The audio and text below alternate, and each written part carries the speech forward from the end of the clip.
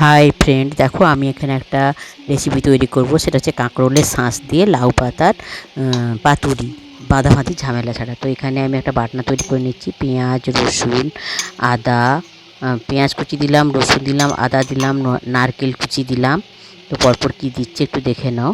নারকেল কুচি, কাঁচা লঙ্কা দিয়ে দিলাম 3টে, আর দিলাম হাফ টমেটো। তো এটা দিয়েই আমি এখন একটা বাটনা তৈরি করব। আর তার সঙ্গে একটু কাজুও দিয়ে দিলাম, এটা ভাঙা কাজু কিন্তু দিয়ে দিলাম। আরও কিছু বাটনা আমি এর মধ্যে অ্যাড করব আলাদাভাবে। তো সেটা দেখতে থাকো, দেখলে তোমরা সব বুঝতে পারবে। তো জল দিয়ে দিলাম, এবার আমি এটাকে বেটে নেবো। দিয়ে দেবো এই যে কাঁকরোলের থেকে যেটা বের করে রেখেছি, কাঁকরোলের কী বলবো ওটাকে, কাঁকরোলের ভেতরে যে এটা ছিল শ্বাসটা, আর এইটা পোস্ত বাটা। আমার বাটা যেহেতু ছিল ফ্রিজে, তো তাই আমি বাটাটাই এখানে যোগ করে দিলাম।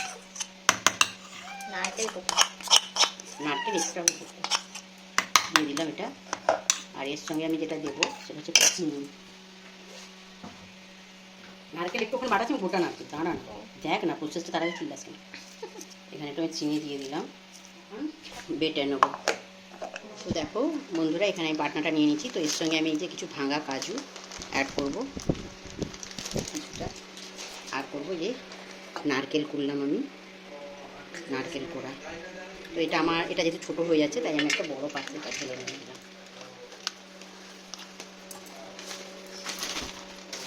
দিয়ে এটাকে আমি এখন নুন আর হলুদ দেবো। এটাতে আমি দেবো নুন আর হলুদ। হলুদ দিলাম একটু, দেবো পরিমাণ মতো লবণ। চিনিটা তো আমি দিয়ে দিয়েছি। দিয়ে এটাকে আমি এখন ভালো করে মাখিয়ে নেব।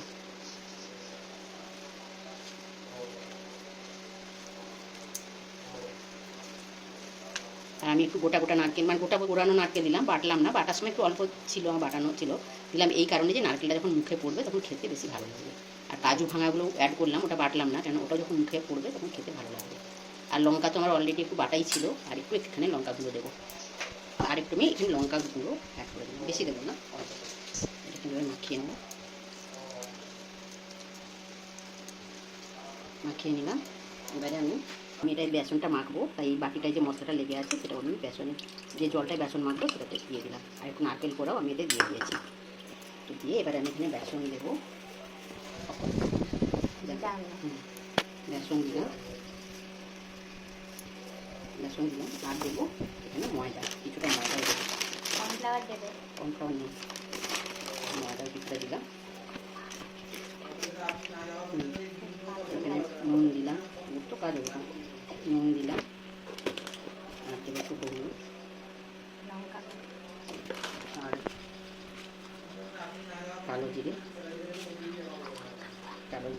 আর দেবো অল্প একটু লঙ্কা দিয়ে করে ফেটিয়ে নেবো। হাত দিয়ে ফেটাচ্ছি।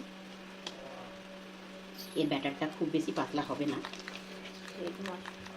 যেহেতু পুর দেওয়া আছে, মানে বেশি পাতলা করলে ওটা বেরিয়ে যাবে পুরটা। এখন ভালো করে এখন ওটা হাত দিয়ে ভালো করে ফেটানো। তো আমার কাছে বেকিং সোডা বা বেকিং পাউডার নেই, তোমাদের কাছে থাকলে একটু দিতে পারো। তো আমি এটা দিই, ওটা হাতে একটু অসুবিধা হচ্ছিলো, তাই এটা আমি ফেটিয়ে নিচ্ছি। Hi friends, welcome to my channel Dipali's eatings and creativity. তোমরা সবাই কেমন আছো? নিশ্চয়ই ভালো আছো, আমিও মোটামুটি আছি। তো দেখো আজকে লাউ পাতা দিয়ে কাঁকরোলের শাঁস দিয়ে একটা রেসিপি বানাচ্ছি, বড়া টাইপেরই। সেটাই একদম নতুন রেসিপি। এরকম রেসিপি আমার মনে হয় না কেউ আগে বানিয়েছে, একদম ইউনিক রেসিপি। তো দেখো কেমন করে বানাচ্ছি, ওটাই তোমাদের সঙ্গে শেয়ার করছি। তো এখানে আমি কিছু বাটনা বেটে নিলাম, আর একটা ব্যাটার তৈরি করে নিলাম, সেটা তোমরা আগে দেখলে। তো ওই বাটনার ব্যাটারটা কিন্তু আমি পুরোটা এখানে ব্যবহার করিনি, আর একটা অন্য তরকারিতে ব্যবহার করব, তাই এখানে কিছুটা নিয়েছি।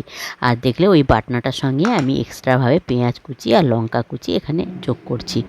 তো দেখো, আর একটু হালকা সরষের তেলও দিয়ে দিচ্ছি, যেহেতু এটা আমি পাতার একটা কী বলবো, ওটাকে কী বলে, পাতুরি টাইপের করব, তাই আমি একটু তেল এখানে লাগিয়ে, জানি না তোমরা একটু বেশি, তাই তেল একটু বেশি করেই দিলাম। তো দিয়ে দেখো এখানে আমি নুন আর হলুদও একটু দিয়ে দিলাম। দিয়ে এটাকে আমি এখন ভালো করে হাত দিয়ে মেখে নিচ্ছি। মেখে নিয়ে তারপরে আমি পাতুরিটা বানাচ্ছি। তোমরা দেখতে থাকো, সঙ্গে থাকো। আর এই সময় বলে রাখি, পুরনো বন্ধুদের অসংখ্য ধন্যবাদ আমার সঙ্গে থাকার জন্য।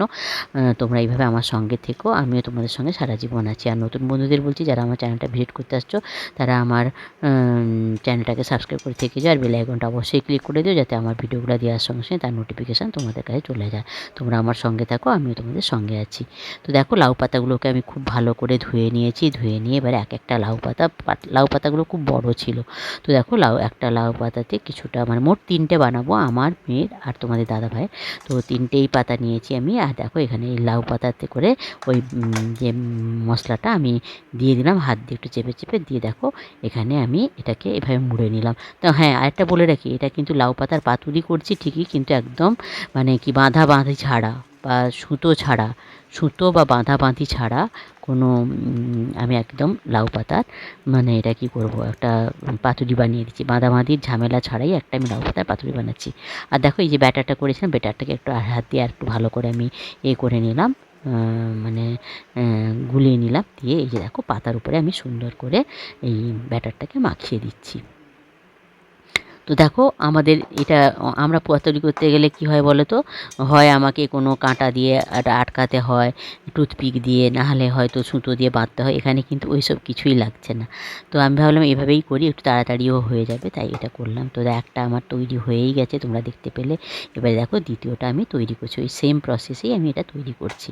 তো এই সময় বলে রাখি, তোমরা কিন্তু অবশ্যই একটা লাইক দিয়ে দেখা শুরু করো, আর অবশ্যই পুরো ভিডিওটা দেখো, কেননা একদম ছোট্ট ভিডিও, আর স্কিপ করলে কিন্তু তোমরা নিজেরাও বুঝতে পারবে না আমি কিভাবে এটা বানালাম।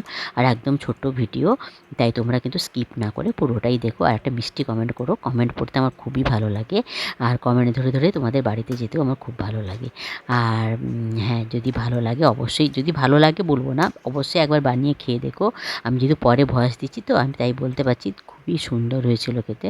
তোমরা কিন্তু একবার অবশ্যই এটা বানিয়ে খেয়ে দেখো, আর বন্ধুদের সঙ্গে আর আত্মীয় স্বজনদের সঙ্গে শেয়ার করো, যাতে তারাও এটা বানিয়ে খেতে পারে। তো দেখো, আমার দুটো অলরেডি তৈরি হয়ে গেছে। এবার 3 নম্বরটা আমি তৈরি করছি। তো দেখো, এখানে আমার কোনো কিন্তু বাঁধাবাঁধির ঝামেলা থাকলো না। আমি ওই ব্যাটারটা দিয়েই আমি এটাকে কিন্তু ঠিক করে নিচ্ছি। আর এর ফলে কী হবে, আমাকে কোনো কিছু বাঁধতেও হবে না, এর মধ্যে থেকে কোনো মশলাও বেরিয়ে যাবে না, কিছু না। তোমরা দেখতে থাকো, দিলে বুঝতে পারবে যে আমি কথাটা ঠিক বলছি কি না। তো দেখো, আমার 3টে অলরেডি তৈরি হয়ে গেছে। এবার আমি চলে যাব কড়াইতে। তো একটু ভালো করে, যেহেতু এখানে কোনো বাঁধাবাঁধি নেই, একটু ভালো করে কিন্তু যেই পাশটা আমি মুড়েছি সেই পাশটা কিন্তু একটু ভালো করে মানে ব্যাটারটা লাগিয়ে দিতে হবে। তো দেখো, যেভাবে আমি লাগাচ্ছি। তো দেখো, আমার 3টে রেডি হয়ে গেছে। এবারে আমি ভাজতে চলে যাব। তোমরা সঙ্গে থাকো, কেউ কোথাও যেও না।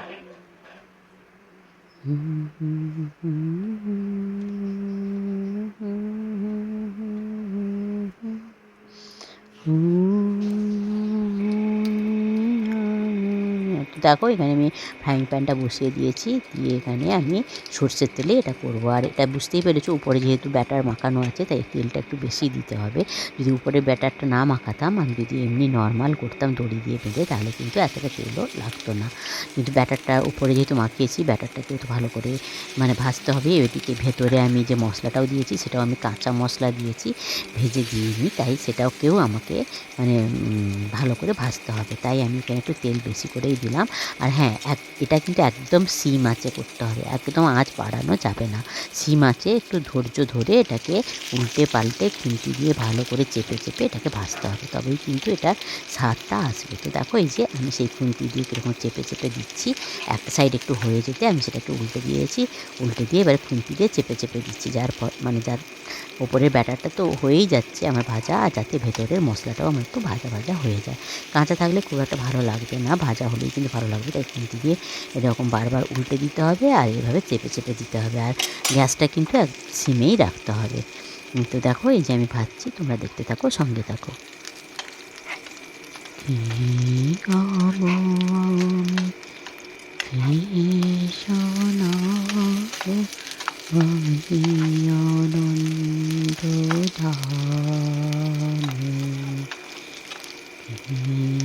আনন্দ আমি কৃষ্ণনাম আদি আনন্দ ধামে।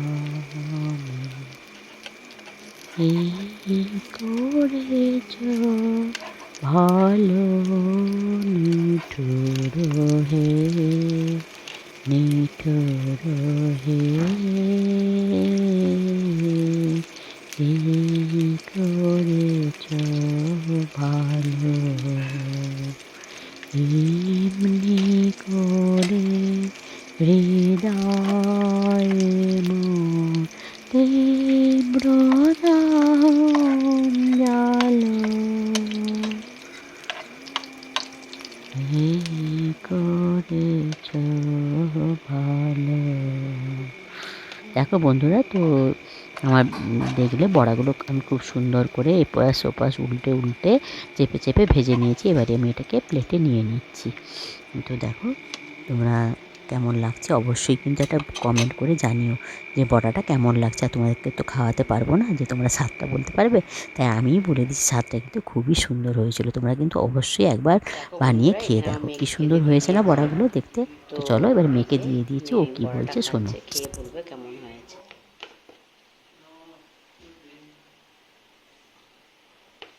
ভালো।